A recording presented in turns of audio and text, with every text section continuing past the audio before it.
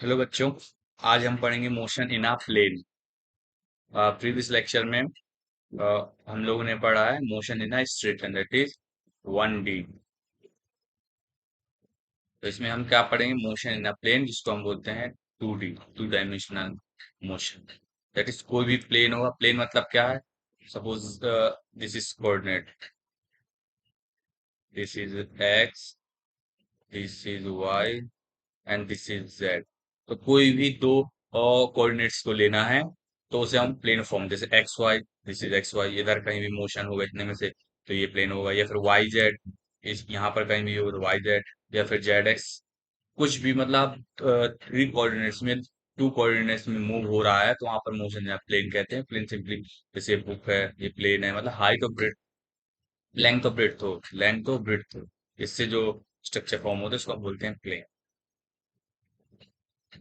तो यहाँ पर स्टडी करेंगे हम मोशन इन अ प्लेन। इसके लिए सबसे पहले हमको समझना है कि स्केलर और वेक्टर, सबसे पहले हम स्केलर और वेक्टर के जो टर्म्स हैं उनको अच्छे से अंडरस्टैंड करेंगे। स्केलर, स्केलर का मतलब क्या है? अभी तक जो भी क्वांटिटी पढ़ते आ रहे हैं वो सभी सभी स्केलर कहलाती हैं। इसमें सिर्फ सिर्फ मैग्नीट्यूड होता है। एग्जाम्पल के लिए, जैसे how many sugar you have bought, suppose 1 kg।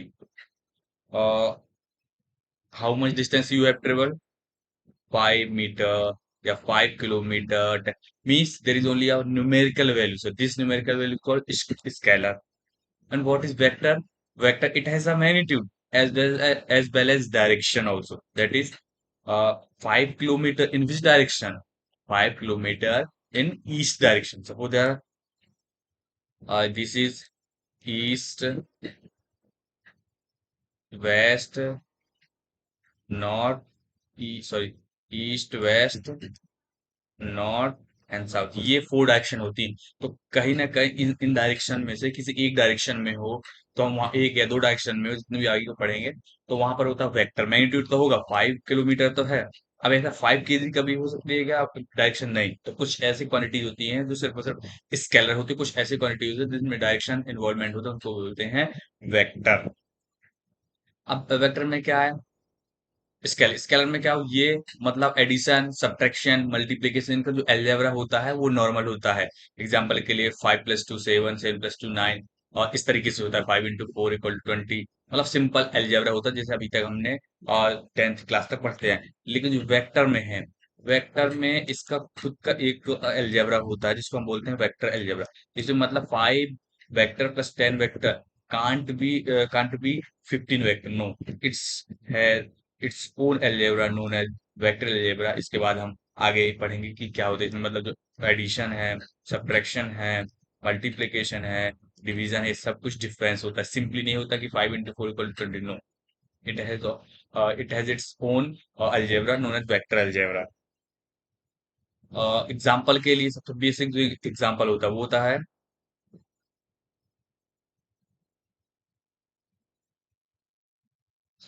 सबसे बेसिक एग्जांपल है distance.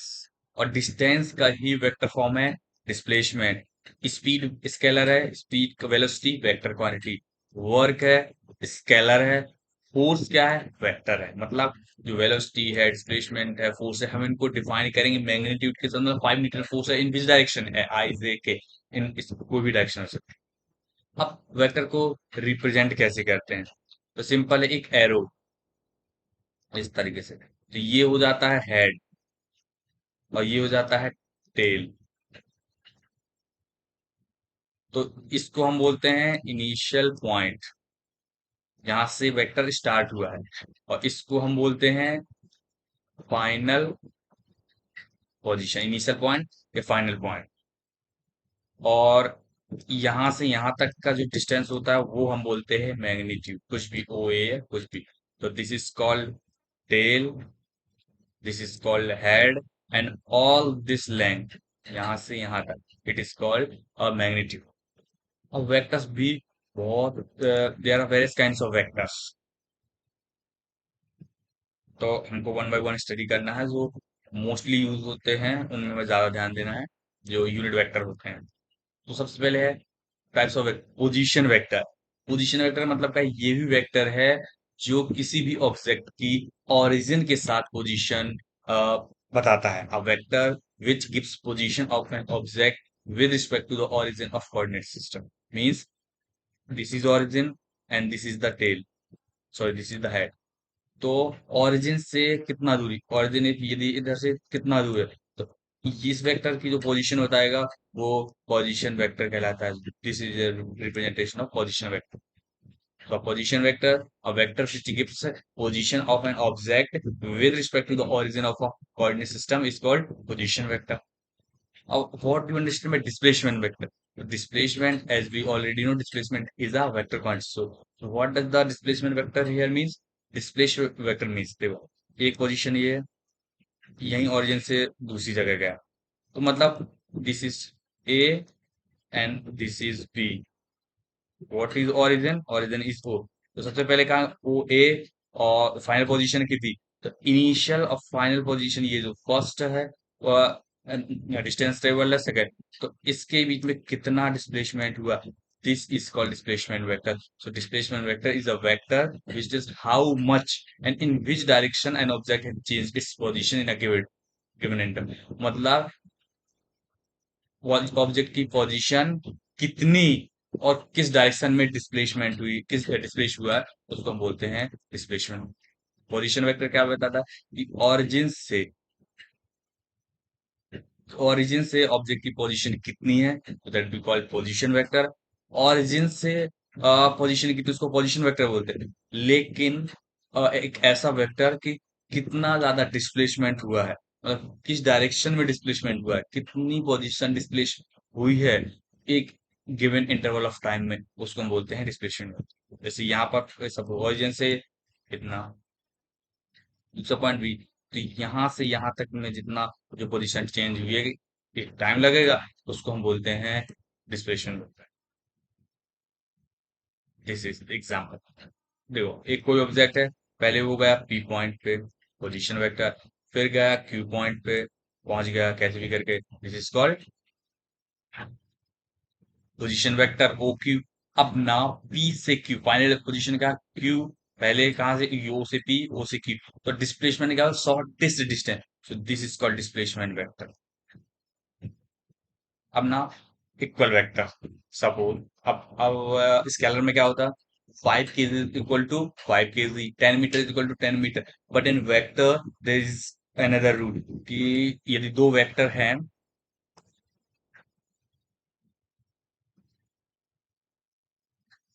If they are two vectors, तो हम उनको इक्वल कब कहेंगे?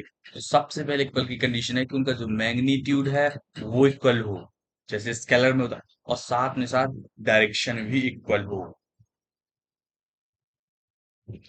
तो when two vectors have same magnitude and are have same direction are known as equal vector। Suppose है एक इक्वल टू कितना है, ए वेक्टर इक्वल टू 5, और वेक्टर में हमेशा एरो ऊपर लगाते हैं, 5 कुछ भी और 5 यूनिट और इन एक्स डायरेक्शन, एक्स को हमेशा आई से रिप्रेजेंट करते हुए आगे बढ़े। और पी वेक्टर है, ये भी 5 है और ये भी आई डायरेक्शन है, तो देखो मैग्नीट्यूड कितना है, 5 5, ये इक्वल है, और साथ साथ में डायरेक्शन भी इक्वल। यदि यहाँ पर जे कैप होता तो कभी भी वेक्टर इक्वल नहीं होते। Vectors are called equal vectors if they have same magnitude and same direction, दोनों मतलब मैग्नीट्यूड के साथ साथ डायरेक्शन भी सेम होते। अब ये सबसे important vector unit vector, as the name suggest unit, unit means one, एक ऐसा वेक्टर जिसका मैग्नीट्यूड वन हो, मतलब इसके मल्टीप्लीकेशन और डिवीजन में कोई फर्क नहीं पड़ता किसी से, तो उसको हम बोलते हैं यूनिट वेक्टर। और यूनिट वेक्टर रिप्रेजेंटेशन क्या है, कैप लगा देते हैं। It is a vector of unit magnitude drawn in the direction of a given vector. तो यूनिट वेक्टर का काम क्या है, इसका मैग्नीट्यूड तो वन है, लेकिन ये हमेशा किसी वेक्टर के साथ यदि लिखा हो यूनिट वेक्टर, तो उसका मतलब उस वेक्टर की वो डायरेक्शन स्पेसिफाई करता है। तो यहाँ पर तीन डायरेक्शन होती है, एक्स वाई जेड, क्या होती है, तीन।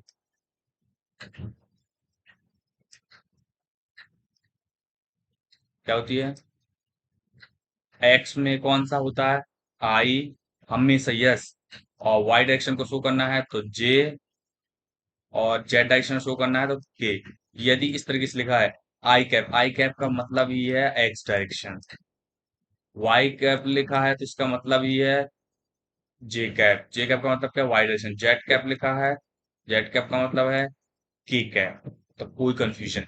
अब सपोज ये तो अब यूनिट वेक्टर का क्या, ये देखो unit vector equal to formula क्या होता है।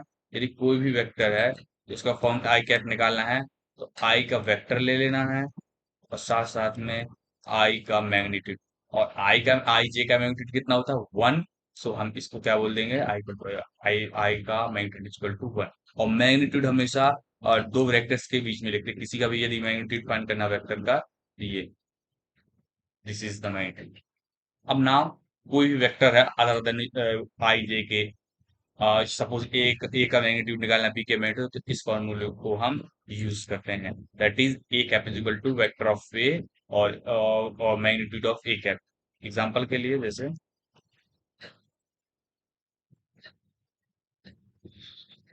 एग्जांपल के लिए हम ले लेते हैं suppose A vector is equal to कितना 5 I cap plus 6 J cap so on. तो यहाँ पर जो ए मैग्नीट्यूड कितना हो जाएगा तो ए वेक्टर रख देना सेम का same that is 5i plus 6j। अब ये मैग्नीट्यूड कैसे निकालते हैं, इन जो आई जे के जो कंपोनेंट होता है उनके स्क्वायर कर देते हैं और रूट में दैट इज 5 का स्क्वायर प्लस 6 का स्क्वायर इसका रूट बस होगा। This is unit vector of A. इसका मतलब क्या होता है तो ए इज इक्वल टू कितना निकला 5 6 36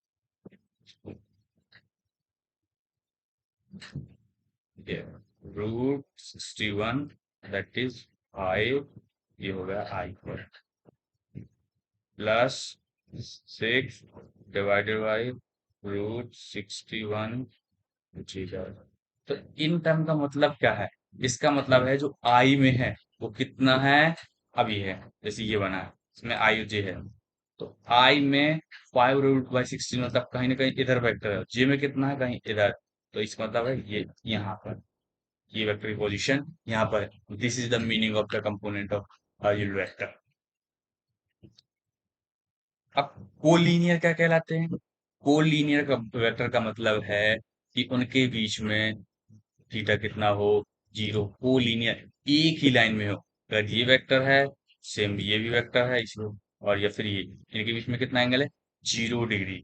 सो can tell to head is equal theta equal to 0। Angle between they हमेशा देखेंगे उनके बीच में एंगल।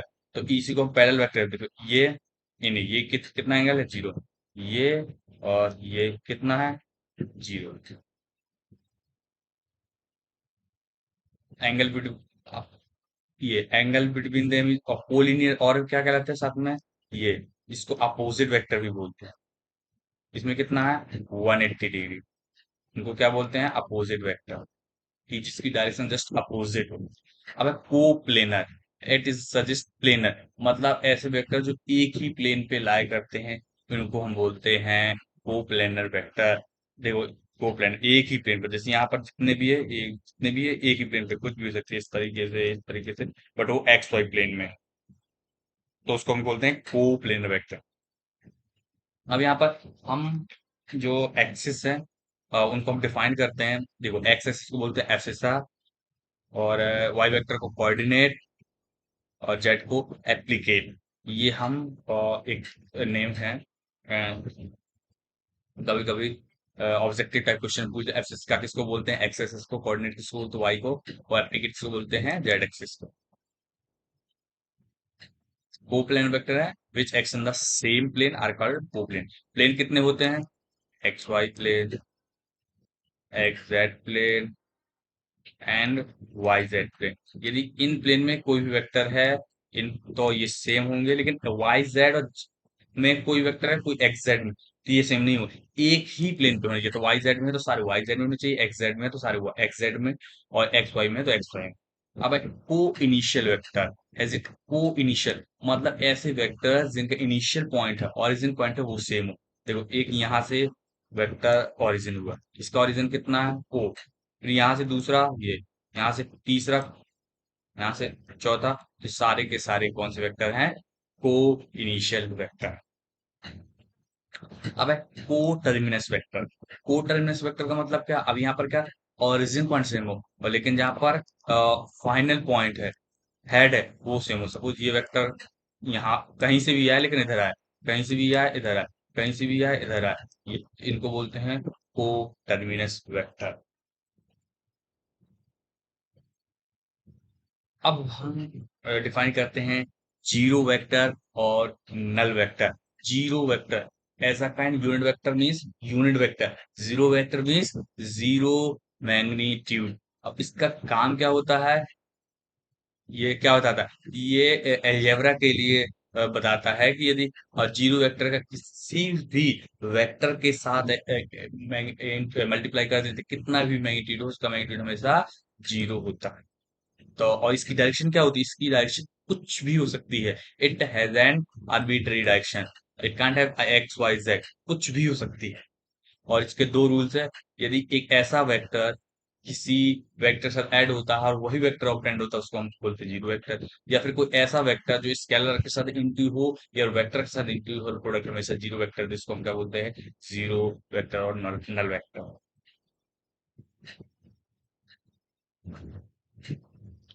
अब हम सीखेंगे multiplication of vector by real number. अभी तक जो एडिशन सब्ट्रैक्शन मल्टीप्लिकेशन आप सीखेंगे, जिसको हम बोलते हैं अलजेब्रा,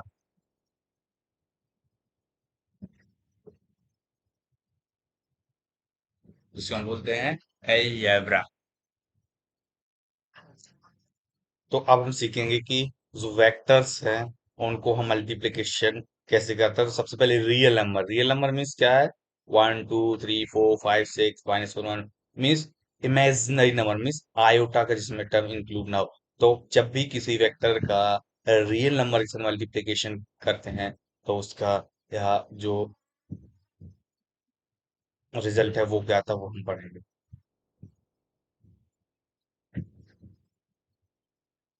सपोज कोई भी रियल वेक्टर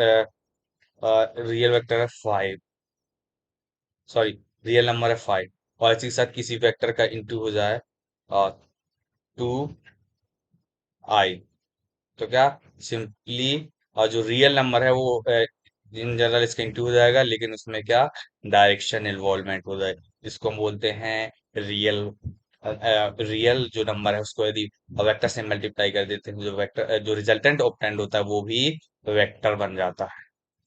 अब सबसे पहले हम स्टडी करेंगे लॉ, मतलब वेक्टर एडिशन। तो सबसे पहला जो वेक्टर एडिशन का जो रूल है वो है triangle law of vector addition. इसमें क्या करते हैं, यदि if two vectors can be represented both in magnitude and direction by two sides of a triangle taken in the same order.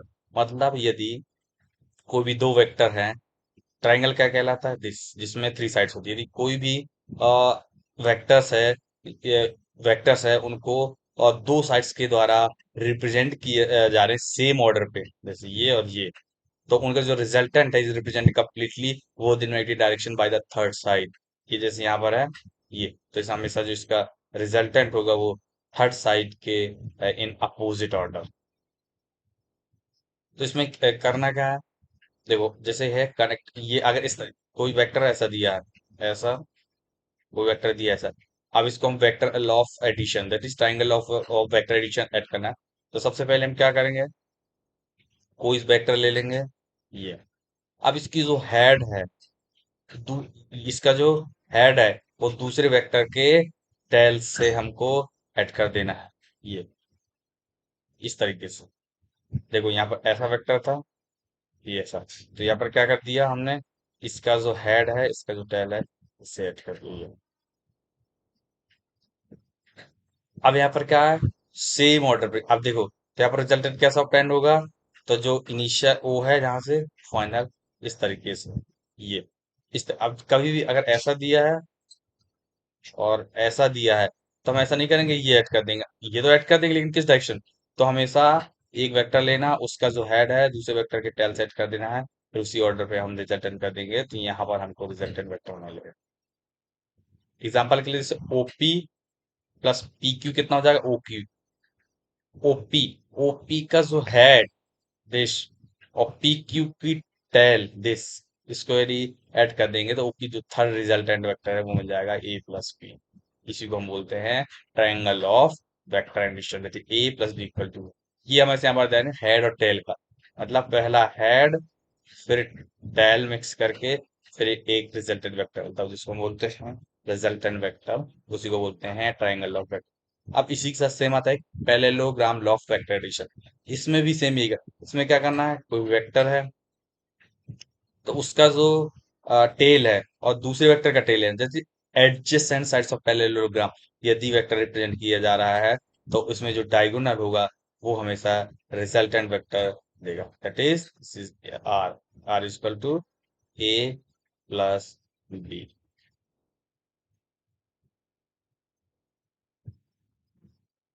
A plus B, समझ गए। ट्राइंगल ऑफ एडिशन में क्या होता है, एक हेड होगा, उसी के हेड के साथ दूसरा टेल होगा, फिर उसी ऑर्डर पर रिजल्टेंट वेक्टर मिलेगा। लेकिन इसमें क्या होता है, पैरेललोग्राम ऑफ वेक्टर एडिशन, किसी भी पैरेललोग्राम की दो एडजेसेंट ले लेना है, उसका जो डायगोनल होगा वो रिजल्टेंट वेक्टर देगा। तो this is called parallelogram of vector addition, तो रिजल्टेंट कितना होगा, ए प्लस बी।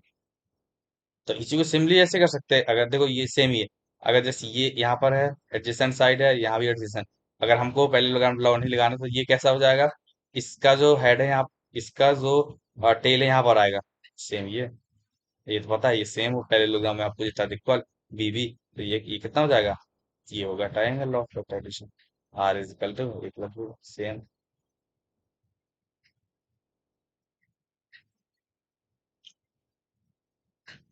अब अब है इसमें analytical treatment of triangle of vector addition. अब जो एनालिटिकल ट्रीटमेंट मतलब एनालिटिकल जो एनालिसिस है वो उस वेक्टर का मतलब साइन और कॉस का के कंपोनेंट क्या होते हैं, सिंपल कुछ नहीं करना है। सबसे पहले दो वेक्टर रिप्रेजेंट कर देना है जिसका एक का हेड और दूसरे के टेल से ऐड हो जाए, इस तरीके से उसका रिजल्टेंट वेक्टर है। अब इसमें एंगल कैसे बदलते हैं, अब देखो अगर ये यहाँ ट्रायंगल लॉ क्या कह रहा था, ये मतलब इसमें क्या कह रहा था, यदि एक ही प्लेन पे है तो वहां पर एंगल सेम रहते हैं किसी से, थीटा। अब ये बन गया, क्या बन गया, इसको हमको बना लेना है, ट्रिग्नोमेट्रिक रेशियो निकालना है तो हमको राइट एंगल का है, तो ये बना ले थीटा। अब देखो ये, तो यहाँ पर कितना है, यहाँ पर एक हाइट डाल देना है परपेंडिकुलर, ये तो 90 डिग्री के सामने क्या एंगल क्या होता है, हाइपोटेनियस। और जिस एंगल बनता है जिसके साथ उसके अपोजिट वाली साइड परपेंडिकुलर, ये तो this is perpendicular, this is hypotenuse, and this is what, base. और ये थीटा एंगल कहाँ का है, ये थीटा एंगल यहाँ का है, दिस इज थीटा एंगल। अब कुछ नहीं है, साइन कॉस की वैल्यू निकालनी है। तो अब देखो यहाँ पर क्या है, ये बी है और ये क्या है, तो यहाँ पर perpendicular upon base is equal to sine theta. Perpendicular कितना है, दिस इज, बेस कितना है, दिस इज। तब कुछ नहीं करना है, तो हमेशा देखो कॉस साइन थीटा क्या है, perpendicular Q N upon P Q, Q N हमको निकालना है और पी क्यू क्या है, बेस बी है, ये क्या है, पी, सॉरी सॉरी यहाँ पर गलत कर दिया, ये ए है, ये क्या है, यही वेक्टर तो हमने आगे इसको बढ़ाया है, ए, क्या क्यू एन कितना हो जाएगा, ए साइन थीटा। अब ये P N by P Q, P N कितना है, पी एन, पी एन कितना है, ये हो जाएगा ए, पी क्यू कितना है, पी और Q, where is P Q, P और क्यू, ये हो जाएगा बी, तो यहाँ पर कितना हो जाएगा बी, तो हो जाएगा बी कॉस थीटा। तो अब यहाँ पर स्क्वायर लगा देना है, that is Pythagoras theorem. H की square P square H square R square V square कितना, A plus B cos theta square V sign.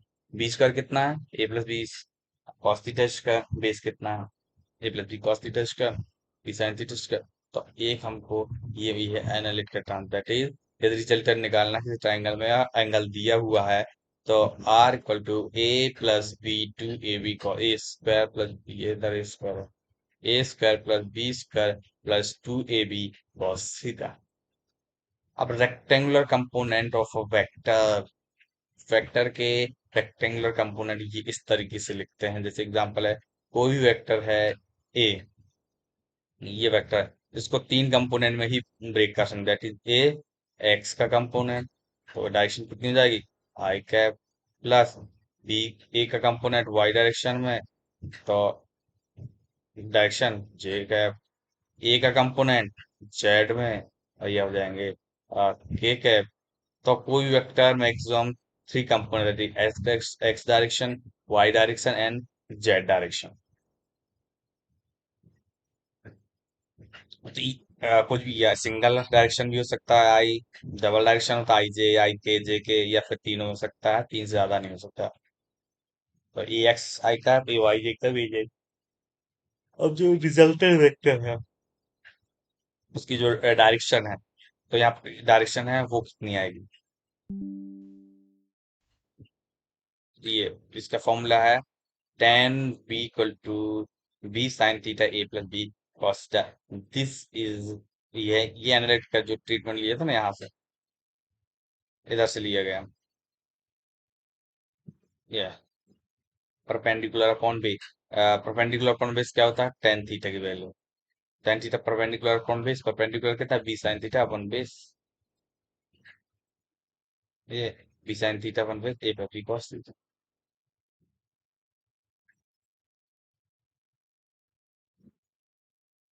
यदि 90 डिग्री है तो cos 90 इक्वल 0 हो जाएगा।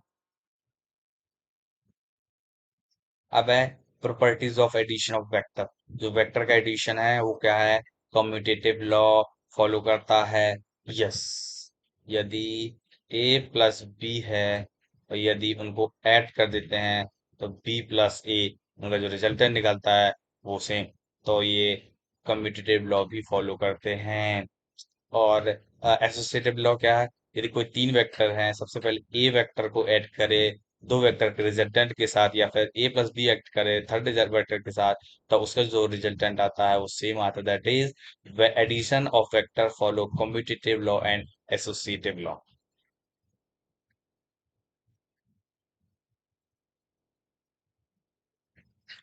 आज यहीं तक है। अगर कहाँ तक हमने पढ़ा, वेक्टर एडिशन पढ़ा, उसी के बारे में प्रॉपर्टीज पढ़ी, सब कुछ। यदि कोई भी डाउट हो या नोट्स चाहिए हो तो कमेंट में